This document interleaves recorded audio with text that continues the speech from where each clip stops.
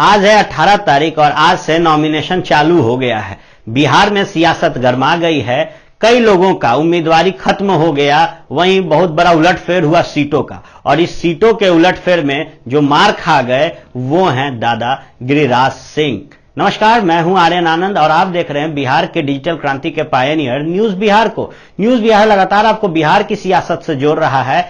ऐसे में नवादा से जो सांसद हैं गिरिराज सिंह, वो अड़ गए हैं वापस से नवादा से लड़ने के लिए। आपको याद करा दें कि नवादा सीट जो है ये खाते में चली गई है एलजेपी के। एलजेपी घटक दल है एनडीए का।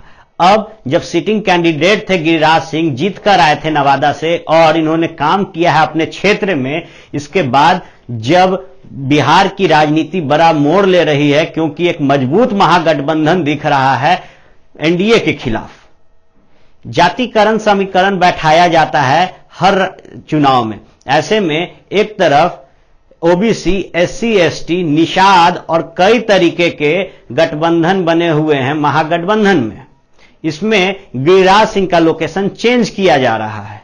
जातिकरण समीकरण अगर बैठाया जाए तो इसमें गिरिराज सिंह अच्छे से अनुभव कर रहे हैं कि अगर उनका लोकेशन चेंज कर दिया जाएगा तो उनकी सांसद की कुर्सी खतरे में हो सकती है। इसीलिए वो अड़ गए हैं नवादा सीट पर। उन्होंने बेबाकी से कहा है कि जितने भी केंद्रीय मंत्री बिहार से थे जो जीते थे, उनका जब लोकेशन नहीं चेंज किया गया तो उनका यानी कि गिरिराज सिंह का सीट क्यों चेंज किया जा रहा है, क्यों उन्हें बार बार बेगूसराय से लड़ने के लिए कहा जा रहा है। आपको याद करा दें कि जब 2014 का लोकसभा चुनाव हुआ था उस वक्त गिरिराज सिंह बेगूसराय से लड़ने के लिए कह रहे थे, लेकिन उन्हें नवादा का टिकट दिया था और मोदी लहर में नवादा से उन्होंने जीत फतेह की थी। और जब जीत फतेह की तो 5 साल रहते हुए उन्होंने नवादा में काम किया।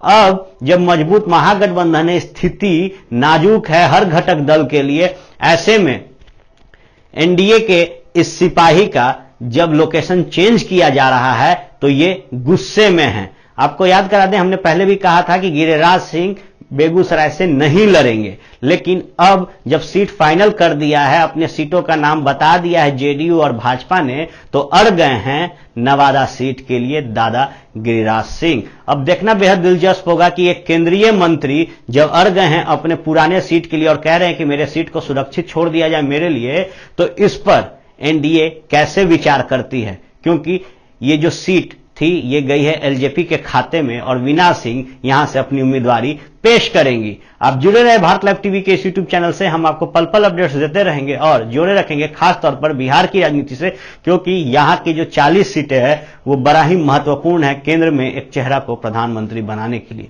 देखते रहे भारत लाइव टीवी। धन्यवाद। हमारे फेसबुक पेज को लाइक करें, ट्विटर पर फॉलो करें न्यूज बिहार लाइव, और साथ ही साथ हमारे यूट्यूब चैनल को सब्सक्राइब करें। सब्सक्राइब करने के बाद बेल आइकन दबाना ना भूलें। धन्यवाद।